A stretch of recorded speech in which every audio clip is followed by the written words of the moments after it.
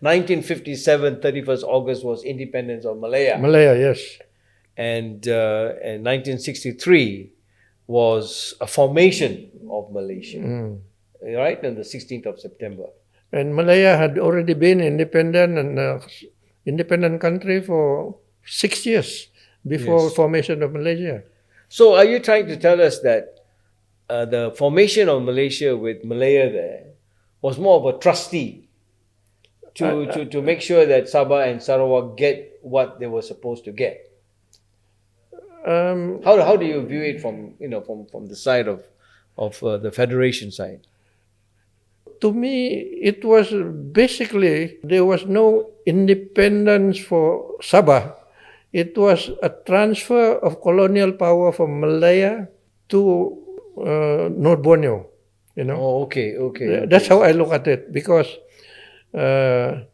then 2 weeks later, from 31st of August 63 to 16 September, then 2 weeks later, the king of Malaya becomes our king.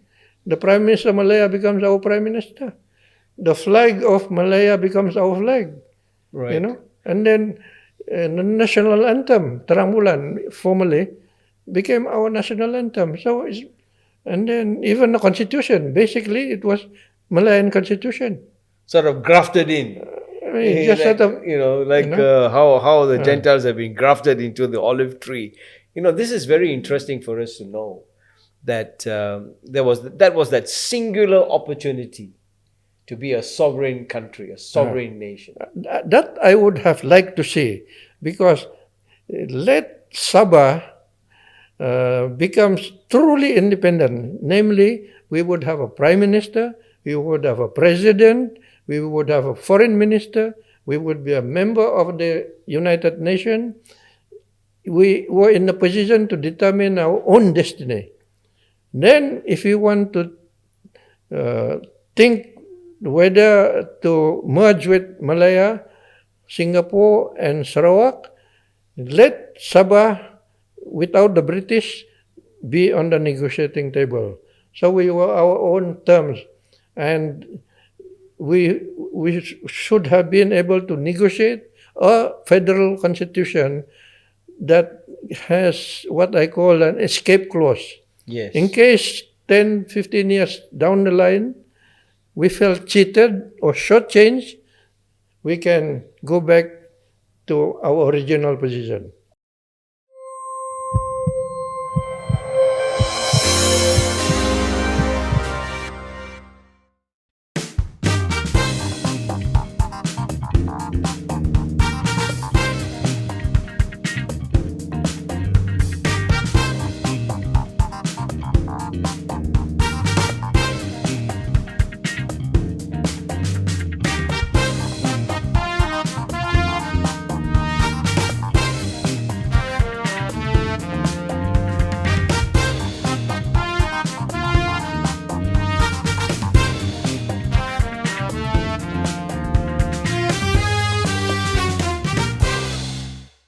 Welcome to Heart Talk, coming to you from Kota Kinabalu in Sabah in Malaysia.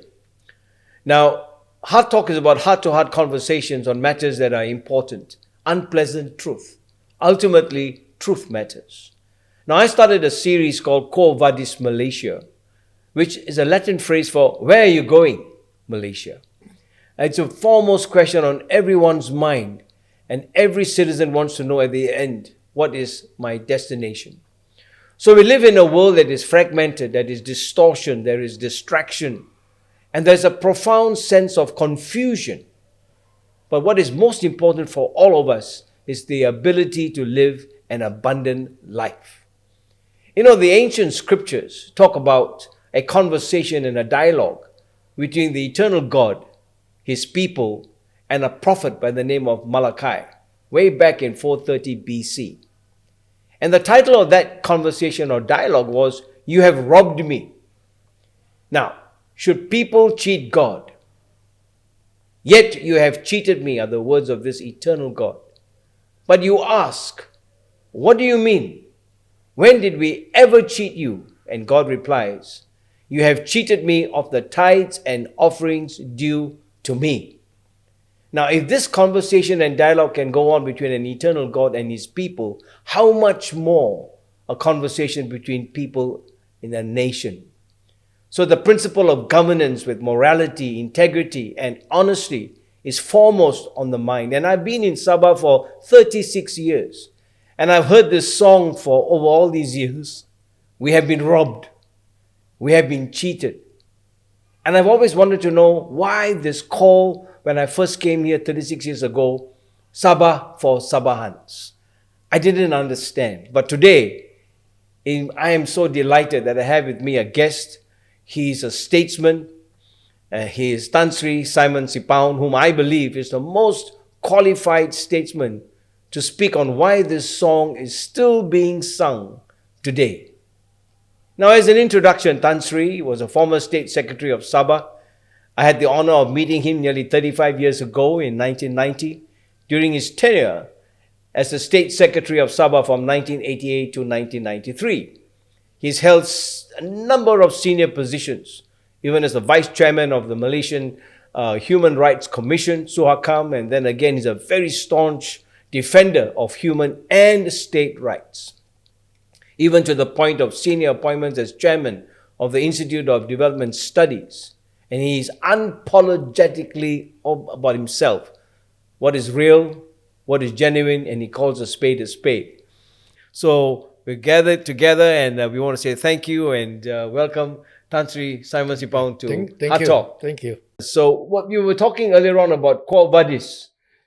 Yes, when I was a student, I saw the movie Quo Vadis, and it was actually depicting the story of Saint. At the time, he was called Saul, and then he fell from his horse because he saw a light or something like that, and then he heard a noise saying "Quo Vadis," meaning "Where are you going?" Right.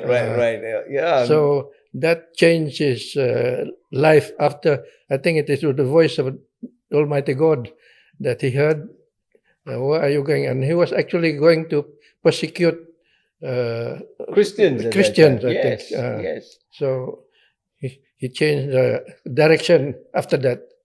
Amazing. I mean, I think all of us have a Quo Vadis episode in our lives, isn't it? Yep, And thank you for telling me that, because it was one aspect that I didn't quite know, but now we know how important it is, direction in life. And I thought that it will be very interesting that when I started off this conversation, this dialogue between God and his people, the question is, this nation, how much of wealth and how much of aspirations have been robbed within inverted commas. And I think it's wonderful to have this conversation with you so that we can have a sense of where are we going as a nation, because you have been through so much and you have seen a lot. And it'll be very wise, especially because I find that the leaders of today have left everything for the next generation. And the next generation is inheriting a lot that has already been done. So in putting injury to already wounds, it's time to correct ourselves. And so I want to start this conversation with you about the early years. Recently on September 30th, you turned 85 years old.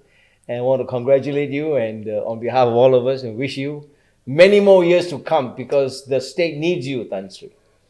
Thank you. And I want to know, so talk to us about growing up. It was in the 1940s, back then in Kampung, Tuavon. Yes, I was born in Kampung, Tuavon on the 30th of September 1938. I had two sisters who died during infancy, I think because of tough living condition. Then I was number 3 in the siblings, and I was the first one to survive. And how I survived,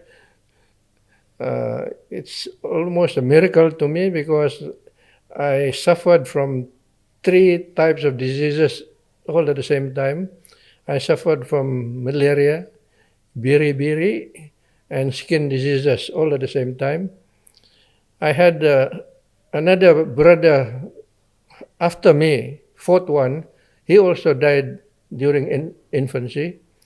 Then I had a youngest brother, but he passed away in 2020, and he passed at the age of away at the age of 76. So the survival rate in my family actually is 2 out of 5. So it's simply because, and it was quite common during that time. A lot of infant mortality, and simply because of poor living condition and lack of hygiene and things like that, And of course, it's not. It's made worse because of the Second World War. Yes, I mean, you talk very much about, maximum labor and minimum returns. It was hard life. A very hard life. My parents were just what I call peasants without hard cash, no income, and we grow vegetables and raise chickens and other types of edible animals. So it was more of domestic consumption. Yes. As opposed to working out, So it was a tough life. So talk to us about, give us an idea about your ancestry. I mean, your parents. When I was in school, the teacher occasionally said, "Will all the Dusun boys stand up?" So people like us stood up. Uh-huh. But when I was at home, my parents say we are Kadazan. Anyhow, I was, although I didn't quite understand, but I never questioned that. So ethnically, my father is a Kadazan. He was born in Kampung, Hungab, which is very near Dongongan Township. All right. And my mother is called. Her father is a Chinese from China, by the name of Liu Amoy. Uh-huh. But the Kampung people could not pronounce the name and pronounce it Taga Moy. All right. So my father, my grandfather on my mother's side actually is a Chinese from China. Apparently, when I studied the history of Sabah, when the Chinese all had come down, they all camped around the rivers, Kanabatangan River, Moyog River. Was that the livelihood of? I think because it's easier to be near a river because supply of water, supply of fish. And things like that. So otherwise, life could be very tough. So when you're taking us back to the 1940s, I mean 1942 to 1945 was Japanese occupation time. I mean, can you remember? I mean, what was going on? Well, almost every evening I remember going with my father, along the river.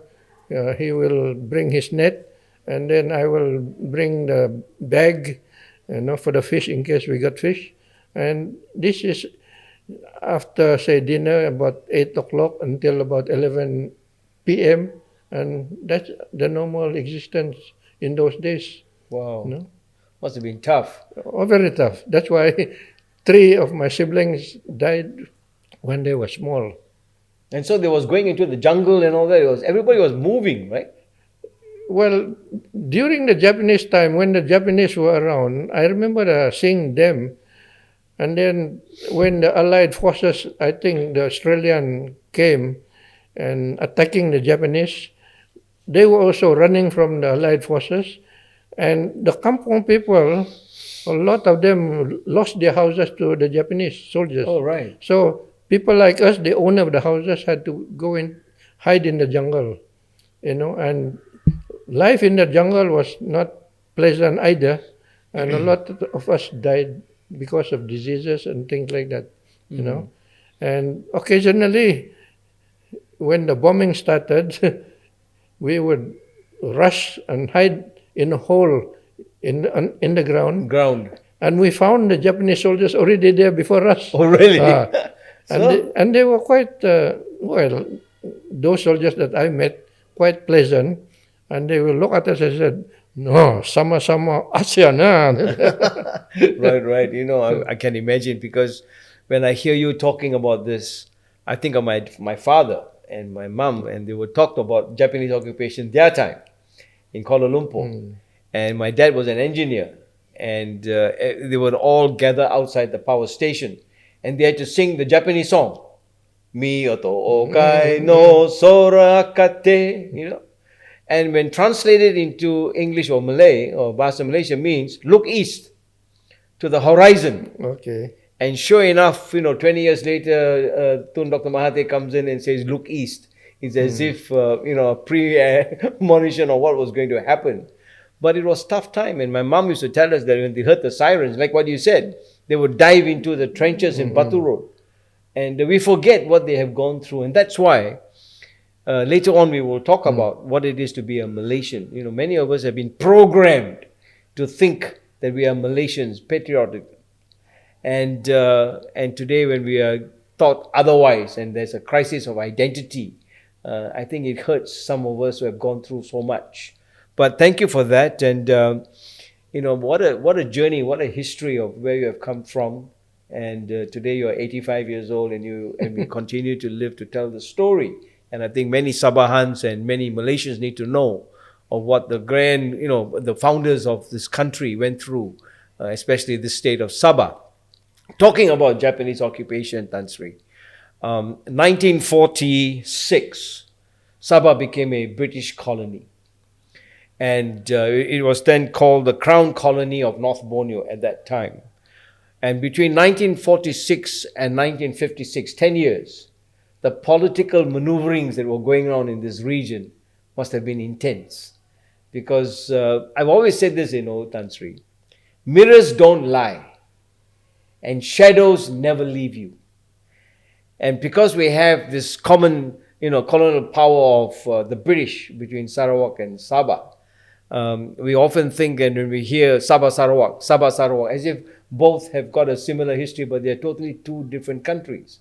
And when I think of what happened in those 10 years, you think of the template of the British, how they maneuvered from 1707 till 1880 or so, about England, Scotland, Ireland, Wales, all coming together of what's called the Acts of Union. So I think during that time, this must have been a plan that was going on in the minds of the British to bring this whole region together, because they were all colonies now under their control.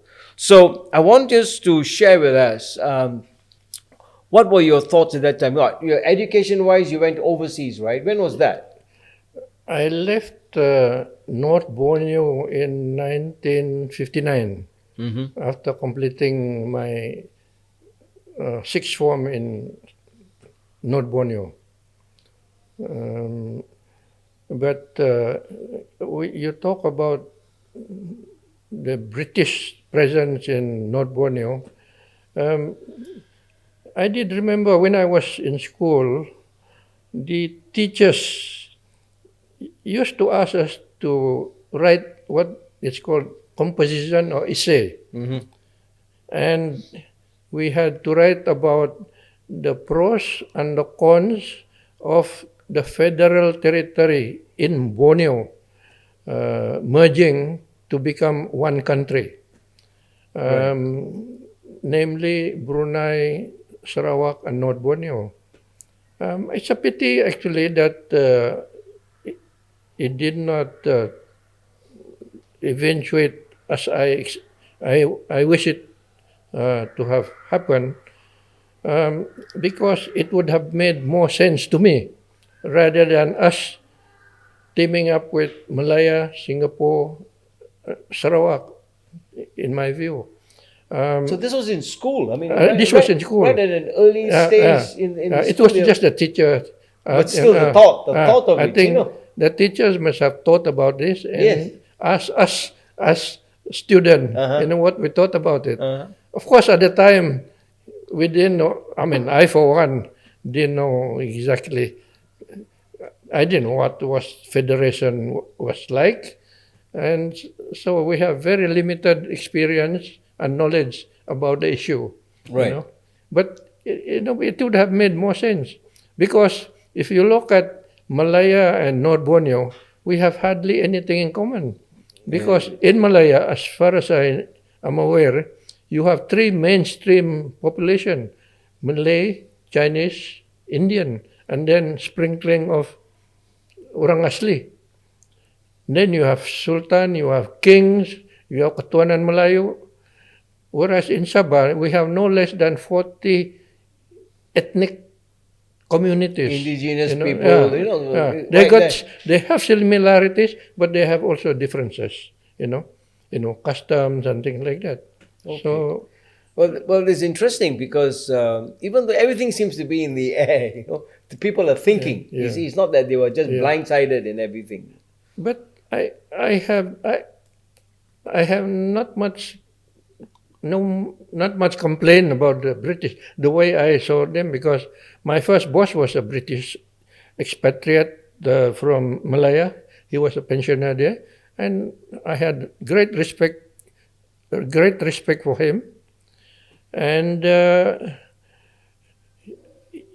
also, I remember during the British time, when British was controlling North Borneo, there was no such agency as anti-corruption agency, no ACA. And yet there was no corruption, So I'm coming to that because this is very interesting, because you went overseas to do your education. You had a scholarship. Yes. You went to New Zealand, and then from there you went to Oxford, right? Yeah, that's later. When I was already working as a civil servant. Oh, I see. Okay. So when you were overseas, you heard this talk about Malaysia being formed? Oh, yes, of course. Okay. And what was the sensing then? I was back in North Borneo in January of 1962. Malaysia was a hot topic in Malaya and Sarawak and all those, and Singapore. But while I was a student in Victoria University in New Zealand, we had a Borneo Students Association, and the members were dead against the formation of Malaysia. Really? Yeah. I, for one, was not against it per se. I was just not in favor of its timing, because I thought North Borneo was being rushed into it. We were not ready.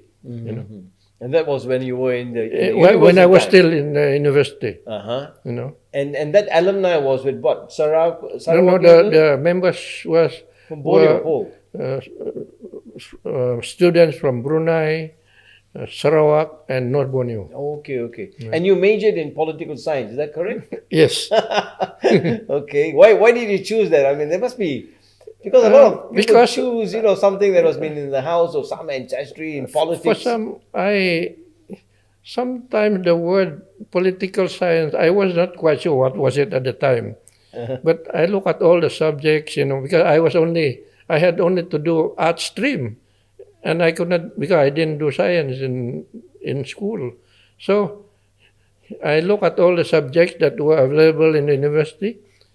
Somehow or other, political science attracted me. Nice. That was my major subject, although I did other subjects, like economics, sociology, geography, and things like that. English, and English, of course, is compulsory for people like us.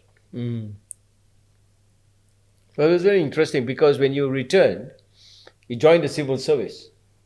Yeah, I also did public administration. And then you joined the civil service. But I've got here that when you came back, you made a statement: North Borneo had ceased to exist. Yeah, because I left North Borneo. When I came back after I completed my study, it was no longer North Borneo; it was Sabah. Yes. So I left a different name for the state, and then came back with a different name already.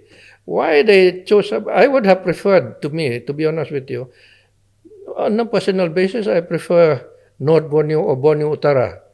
Because when I was in England, people asked me, where are you from? And I said, I'm from Sabah, Malaysia. Where is that place? Is it near Singapore?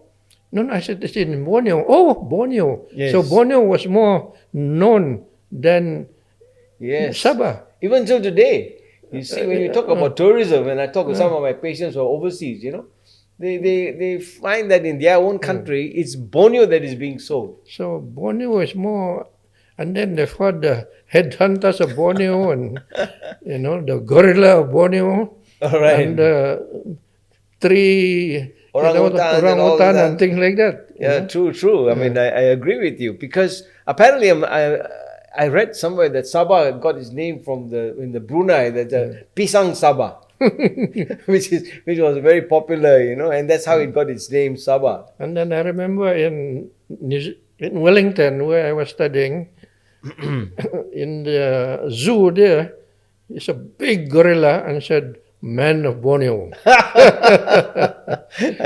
Yeah, that's interesting. But let's just go and dive deep into the formation of Malaysia, because that is critical for someone like you, a statesman, being here, the innings and the outings of what was going on and how it was formed. And because many are now reflecting back and thinking we could have been done differently. But talk to us about the formation of Malaysia. I mean, what were your thinking at that time, and how did things play out? Well, to me, as I mentioned to you earlier, I was not against the concept per se, but I was not in favor of the timing. In the 60s, early 60s especially, I felt that we were not ready. The first two political parties were only in North Borneo, were only formed in 1961-62. Right. And then the literacy level at the time was very low, to say the least. And most people didn't quite understand what was happening. Right. I don't believe they ever knew what is a federal system, what is the structure like or going to be. So what I wanted to see was for the North Borneo to acquire what I call self-rule first from the British. Self-rule, and then I expect there will be a period of time for the general population to learn about what it is like to be just managing yourself, let the British take care of our defense, our foreign policy, and things like that. So just self-rule for a period of time. Then you educate the people about what you're going to propose, until they understand exactly what they're in for in having a federal setup, because you will be merging with other states, Malaya, Singapore, and Sarawak. So what will be the structure like in terms of constitution and nationality, citizenship, and things like that? Okay. So once they understand it, then I wish there was a referendum rather than the so-called commission of inquiry. Okay, so I tell you what, this is important, because when you talk about the referendum commission, Cobbold Commission, those are very deep subjects.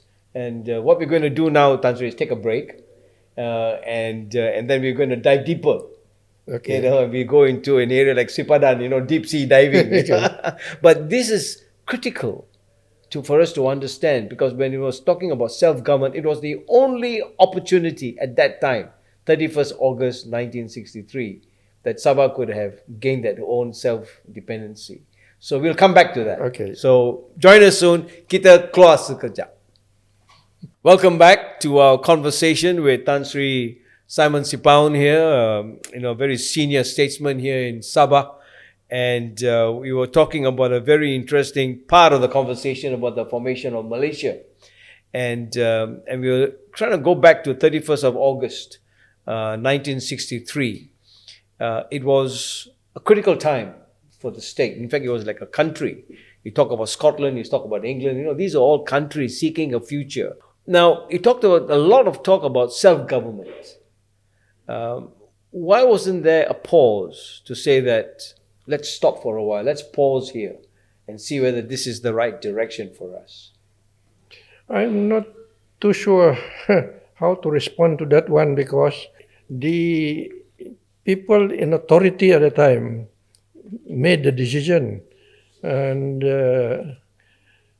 although personally I would have preferred we have a self-government first, because I think it's important before full independence, then it's like a learning process. But the leaders who made the difference at that time decided otherwise.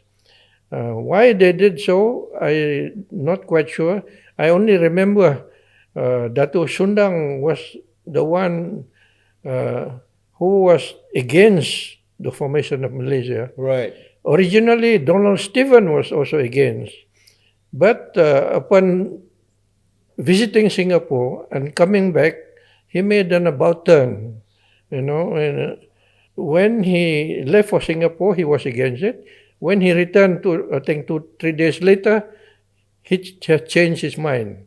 And a lot of his followers, I remember, still could not comprehend and understood what happened. Yeah, that's critical because, because that opened up the door, because they had a commission that was that before in 1962 that was done. Typical British, when we think of all their colonies in Africa and all that, they always have this style of doing a commission, which is more of an inquiry. And at that time in 1960-63, the population was about 500,000. But tell us a little bit about the Cobbold Commission and what you know about that. Well, the Cobbold Commission actually consisted of 3 British and 2 Malaysian. And the British was Lord Cobbold was the chairman, and I think he was the former Bank of England governor. Yes. And then another one, I cannot quite remember their names, but they were British. And then one was the Malayan was Ghazali Shafi. King Gaz, they called him. And then the former Chief Minister of Penang, I think, I cannot quite remember his name. So there were 5 of them altogether. And curiously, we were the subjects, and yet Sabah and Sarawak were not represented.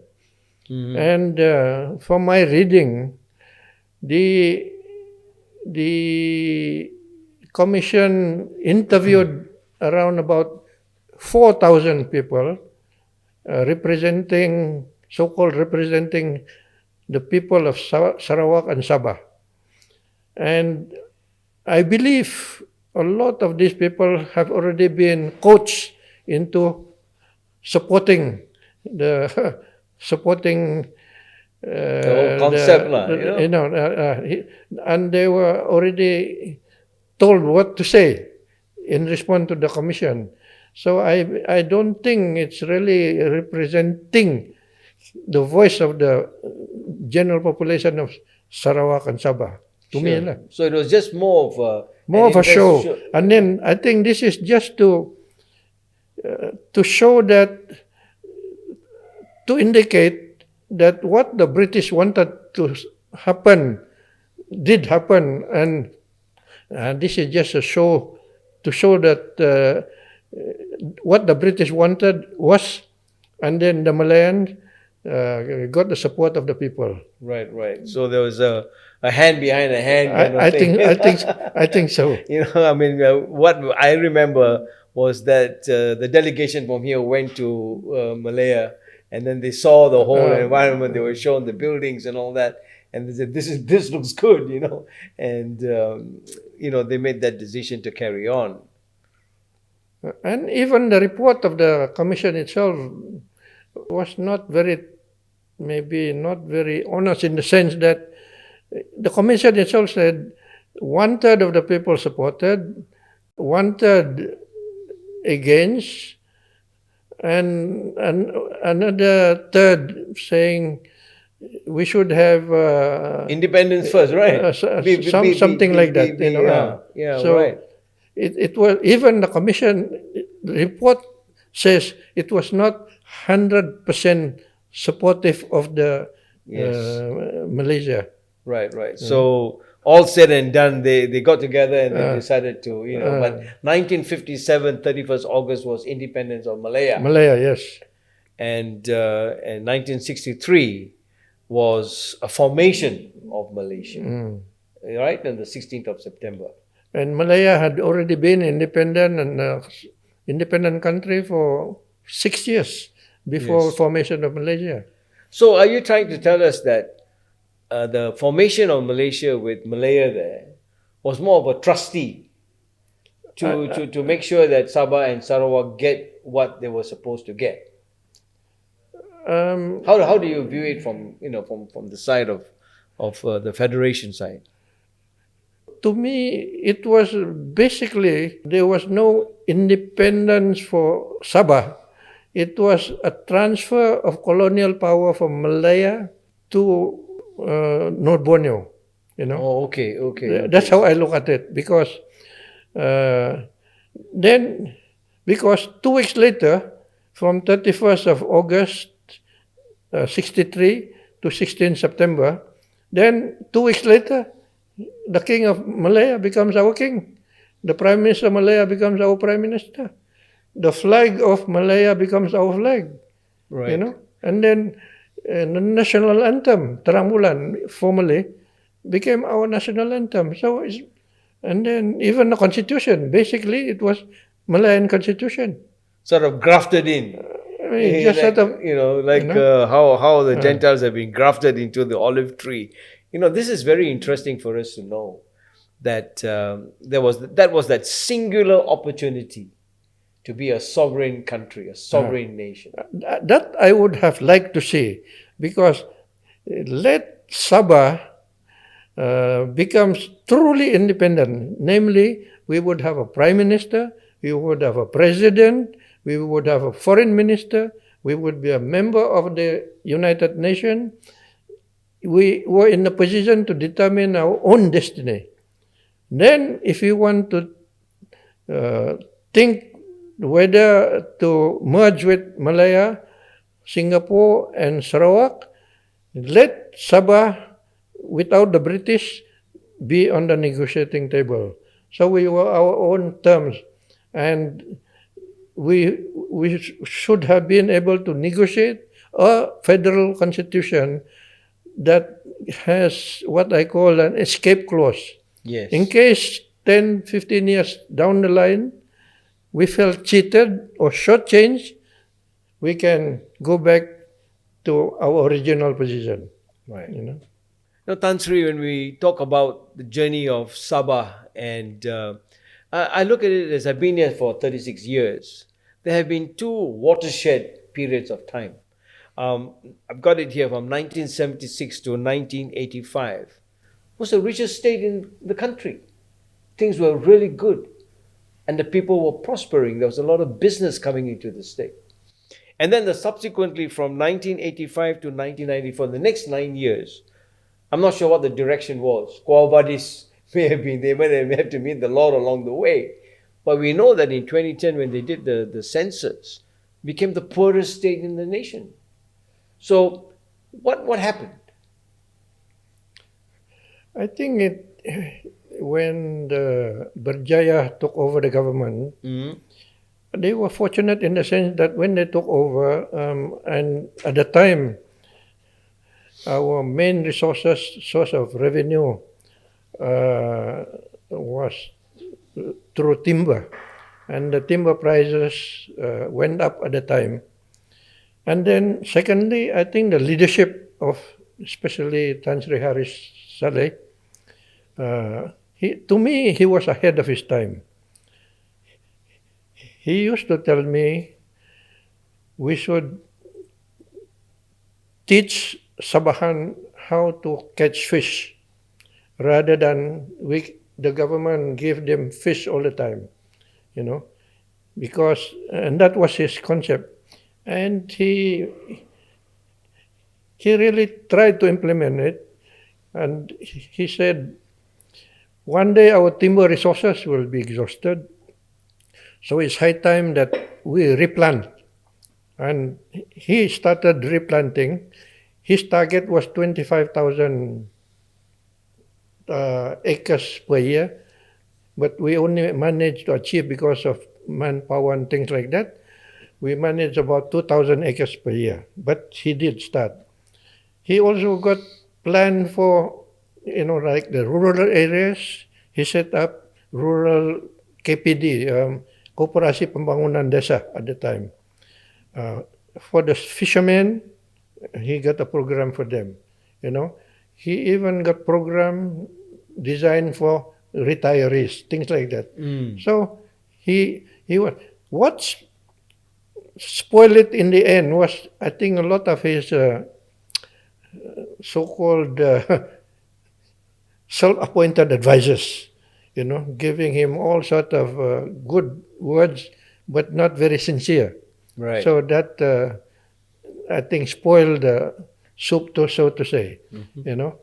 Then, actually, this Sabah being the poorest state, actually is the World Bank report that says so, and then, of course, supported by actual statistics from Sabah itself.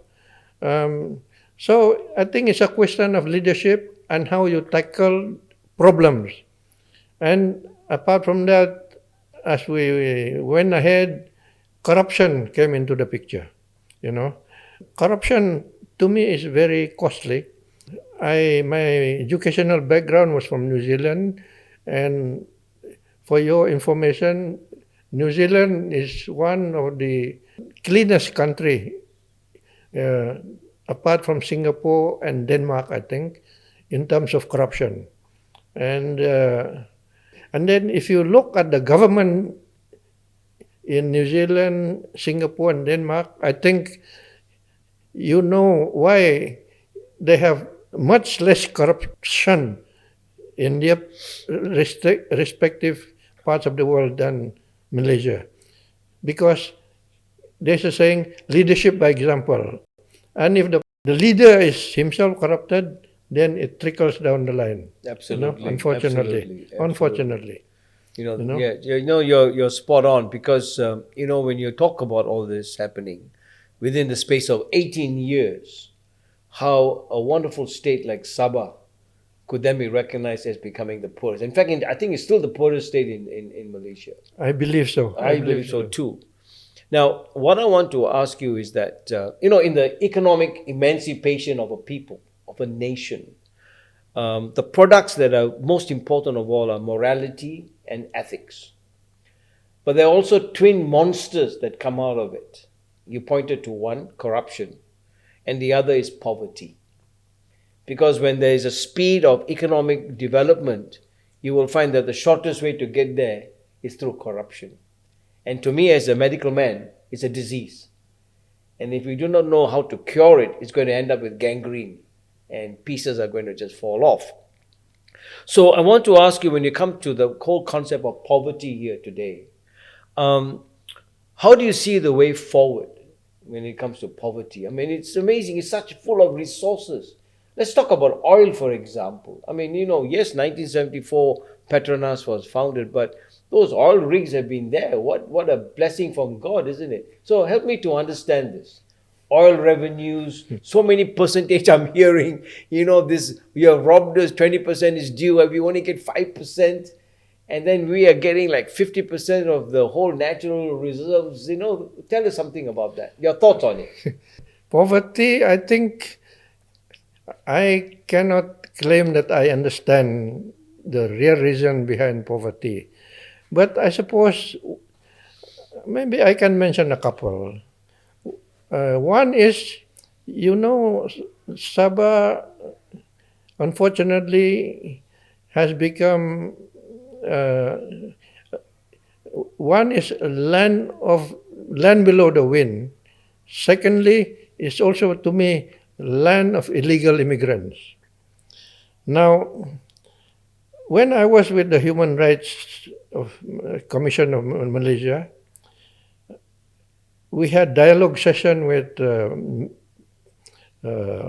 senior officers of the government, and on one occasion, on one of these dialogue, I asked the EPU, I think, who gave me the reply, when you make allocation to Sabah, do you take into account the number of heads in the state or the number of Malaysian in the state? Excellent question. And then even Tan Sri Musa, who was our Tun Musa now, who was our chairman at the time, he said, Simon, I don't think this is a question meant to be here. I said, no, I think we deserve development. I think it's our right to development. So he let me go. So then the answer came. We only give allocation based on the number of Malaysian in Sabah. So then I responded. I said, that is not very fair. I said, supposing we have 1.5 million Malaysian and say 1 million illegals, the money meant for 1.5 million will have to share with 2.5 million people. Fair enough. So we have much less money to share. And I think that could be a cause of poverty. One of the reasons, in my view. Now, also, you must remember that illegals, they don't pay income tax, and yet they make use of facilities and amenities that are available to Malaysian, So they got the best of both worlds. Absolutely, absolutely. They go to hospital, you cannot turn them away. You have to take care of them. Anyhow, that's another. I think another one maybe is, this is the talk of the town these days, what is due to Sabah in the constitution has not been fulfilled. Like the so-called 40% net revenue. Yes. So, what's supposed to come to Sabah has been taken back to Kuala Lumpur and not returned to Sabah.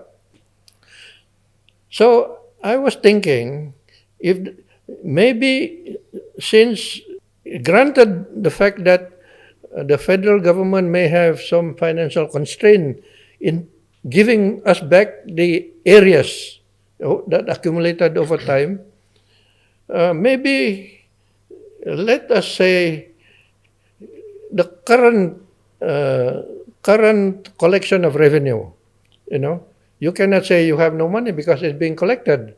So, yes, I'd like to suggest to the government, to state government rather, the current collection, leave what belongs to Sabah, collect it at source.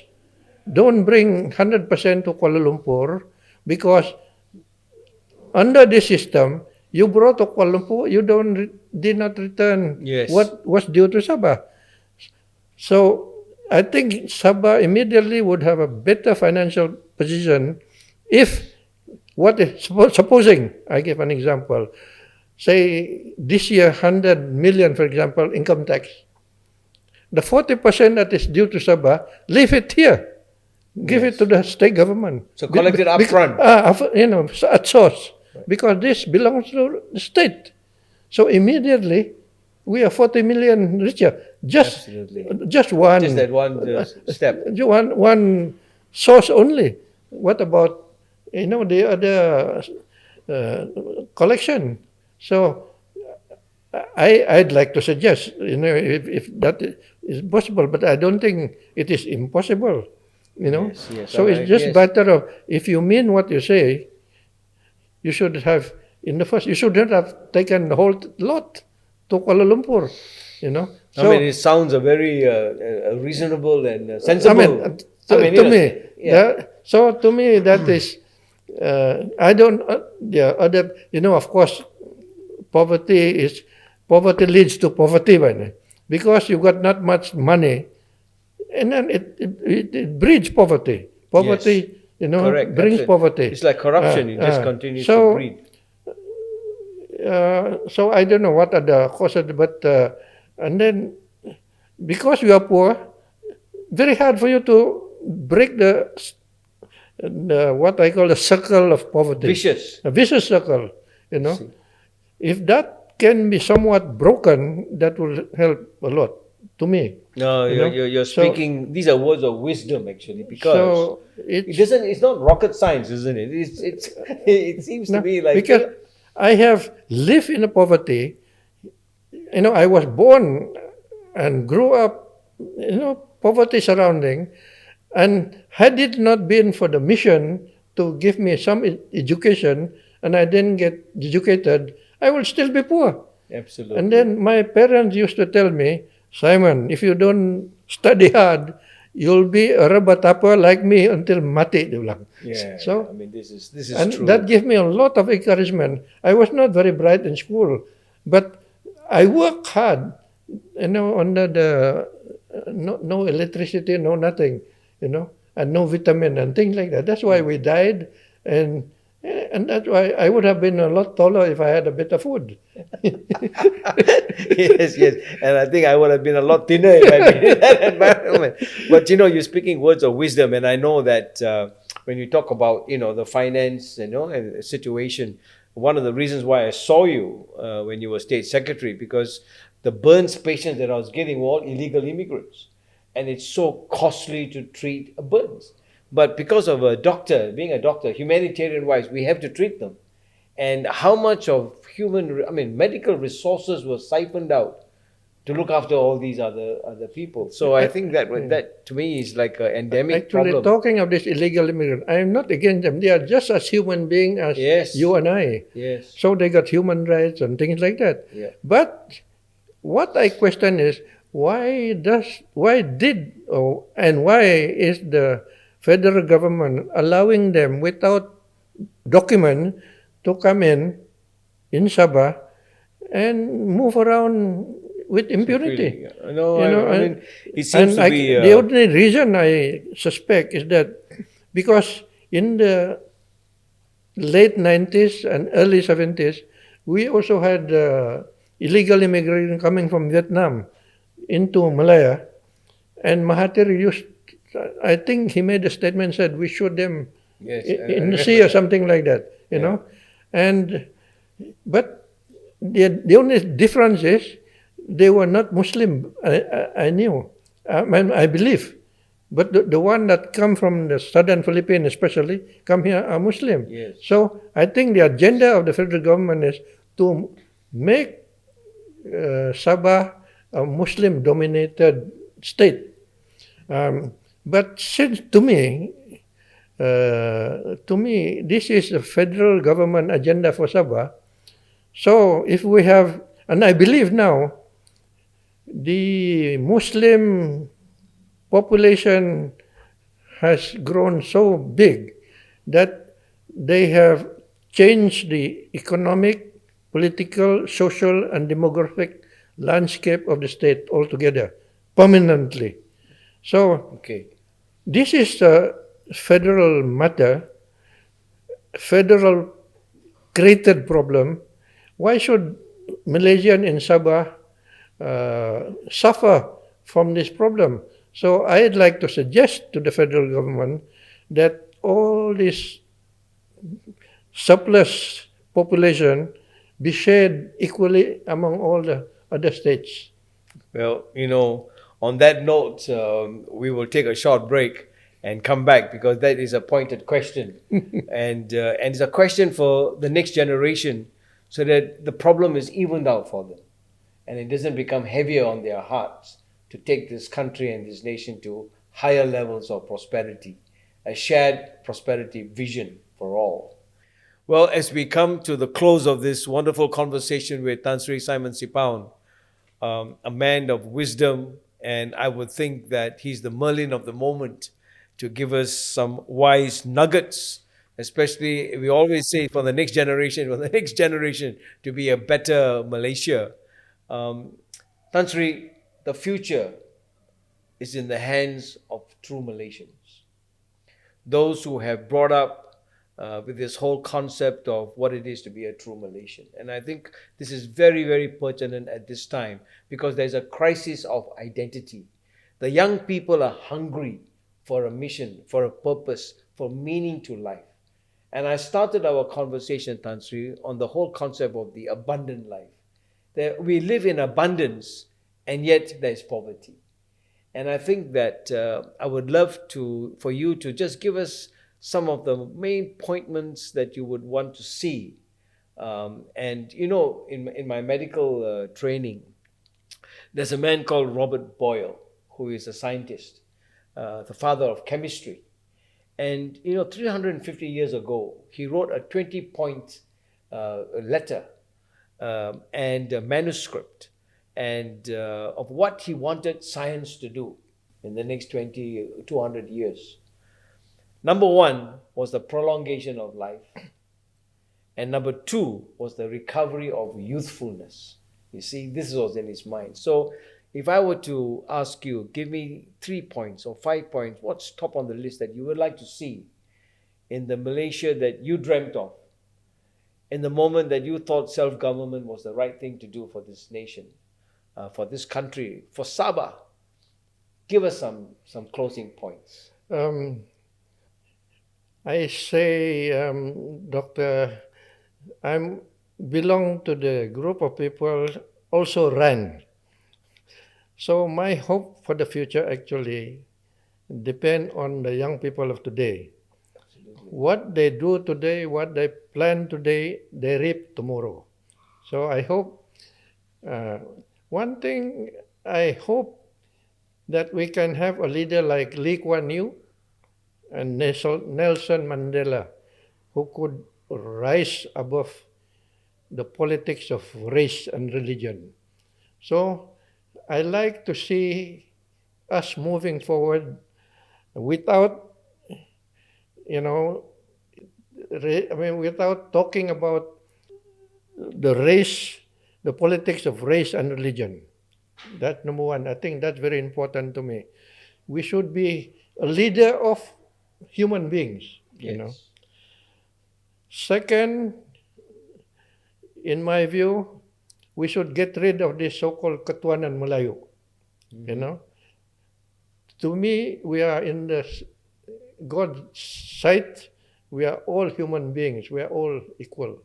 Yes. And that's what the Created equal, isn't it? created equal. Our dignity are equal. Our human rights are equal, and that's what we are.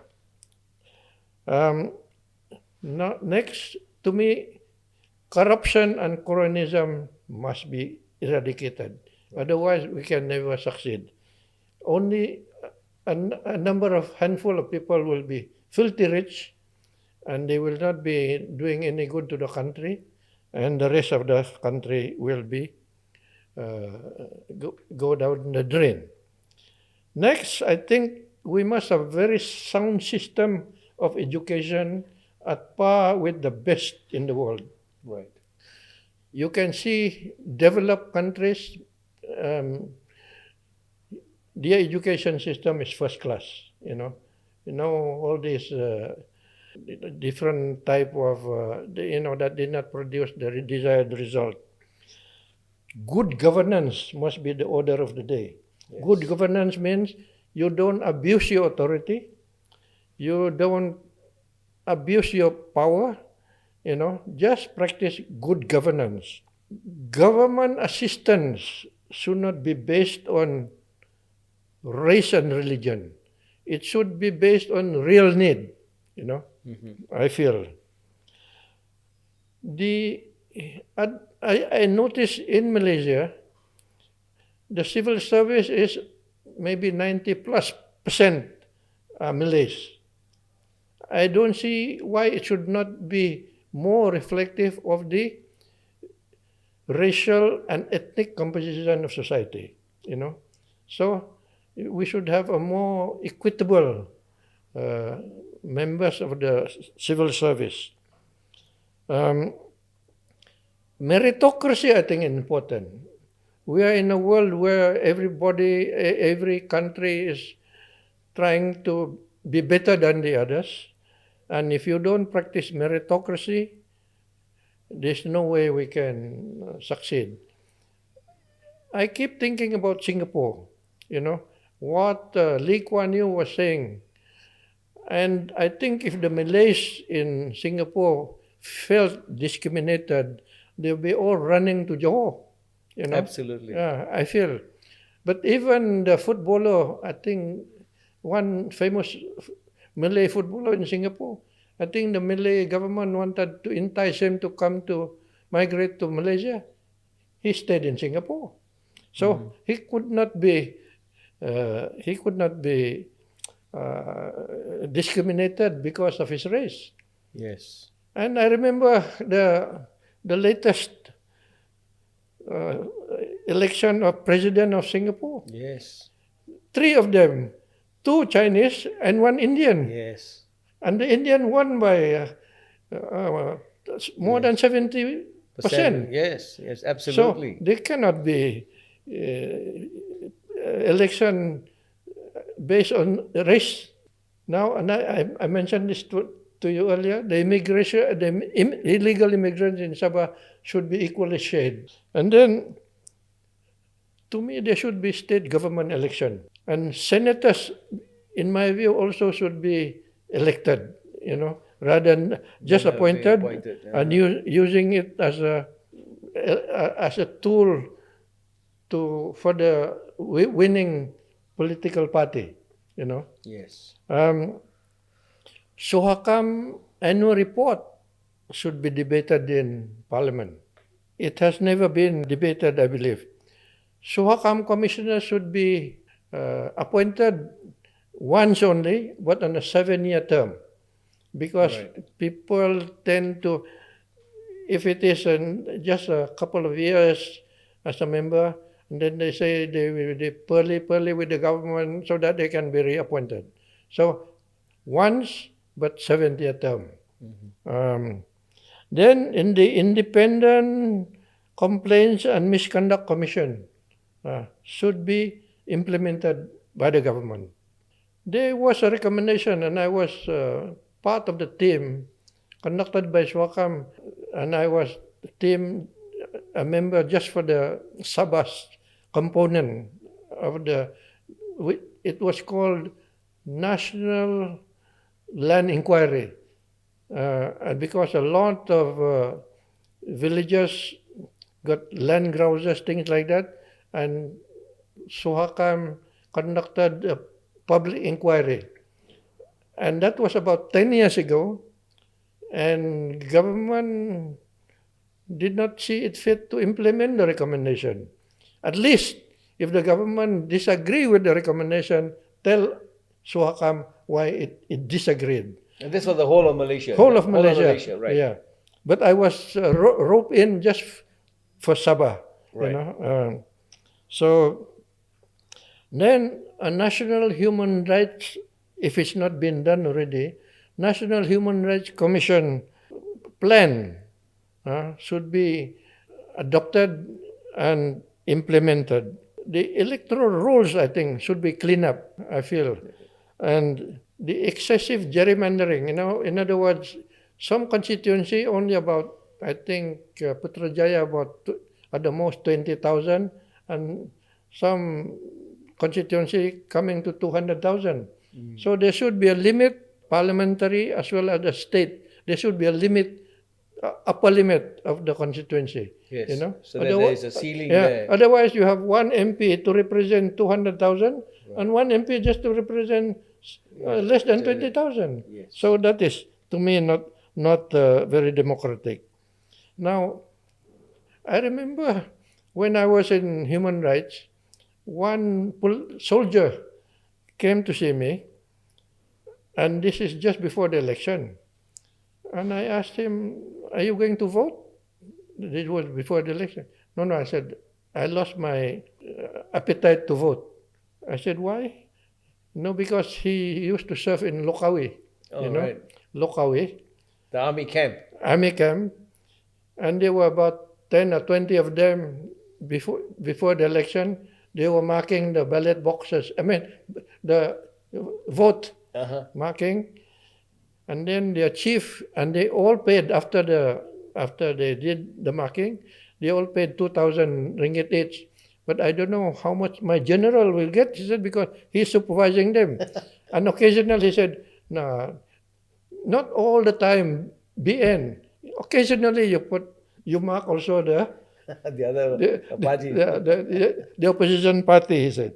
So that this sort of thing is, it's obviously not correct. Absolutely. Yes. So lastly, I think government should really practice what I call inclusiveness in deed as well as in intention, not in word only. I think Malaysia government is very good in slogan. Now we have Malaysia Madani. Nice sounding words, And then during Badawi's time, something like Hadari or something, Yes. And then Mahathir time, vision. And then yet vision never arrived. Till today, we are still looking out. We hear thunder, lightning, rain never comes.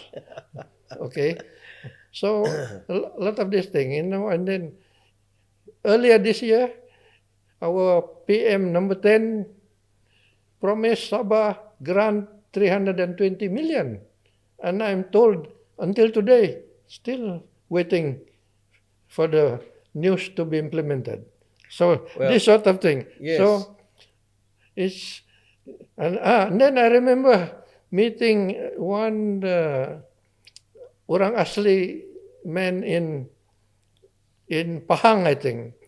So I asked him, said, how are you? He told me, "Saya rasa mabuk." I said, "Why do you say that?" And said, "Where were you before?" "Oh, I was serving in Lokawi," he said. So, because he's quite intelligent person. Said, "Why do you feel you are drunk?" "Oh," he said, "every election I promises by the government. So I feel like I got too much of it. I feel like a drunken man," he said. Then I think another one, actual historical facts should not be distorted by the people in power. I just mentioned this one because in 2007, I remember every time I arrived from overseas, arrive at the airport in Kota Kinabalu International Airport, there's a big signboard there, few signboards saying, "Celebrating 50 years of nationhood." That was 2007. And in 2007, if the nation referred to Malaysia, it was only, I think, 40 years. It was only 40 years. And I did comment. And then I remember, I think in one of the newspapers said, "Sipaun, ... Malaysia is only 40. Because I commented after that. And so these are distortion of history, and it should not be, it should not continue. And then I think another one, the Treasury instruction must be fully complied with, because the treason instruction is very good. It teaches you how to prevent abuse of power. And of course, when you burn your own money, you do what you like with your own money, nobody complains. But you abuse public money, that's not for you to abuse. That's right. That is public money. Correct. So it should be very complied with. And then there's such thing now these days as negotiated tender. To me, negotiated tender is breaking away from the treasury instruction. It's like what I call a one-horse race. You still win by not even moving. Those are points that really, And then lastly, Dr. Charles, I think the federal government still have to accede to a lot of this, what I call UN human rights treaties and instrument, like especially like prevention of discrimination. Yes. Because I feel in Malaysia, I describe it as we have an institutionalized discrimination, because in the Constitution under 153, I think, it's mentioned that a particular race and the majority, the Malays, are given preference to other Malaysian. The one that if there is such needed assistance, it should be given to the orang asli. Yes. These are discriminated people, Yes, marginalized, and things like that. So this is why it's to me it's unfair to the rest of the community. Yes. No, your voice is heard, and your voice of relevance at this time. And the only way to move forward is to have a proper slogan, and that is no community left behind. No community slogan, and the slogan, it must be it must be what I call acted on. Yes. Not in terms of wish and sound only. Yes, and this is why, in your words just now, the president of Singapore, who said and campaigned on this respect for all, and I think on that note, it's a wonderful time to end. To say thank you to Tan Sri Simon Sipaun, words of wisdom from a statesman, and I think it will do wise for the country, for the leaders of this country, to humble ourselves. Because humility is the source of everything that we earn. And to be trustworthy, to be honest, these are the nuggets of a good country that succeeds and prospers for all. So on that note, Tan Sri, thank you. It's been a wonderful blessing and a pleasure to have Tan Sri with us.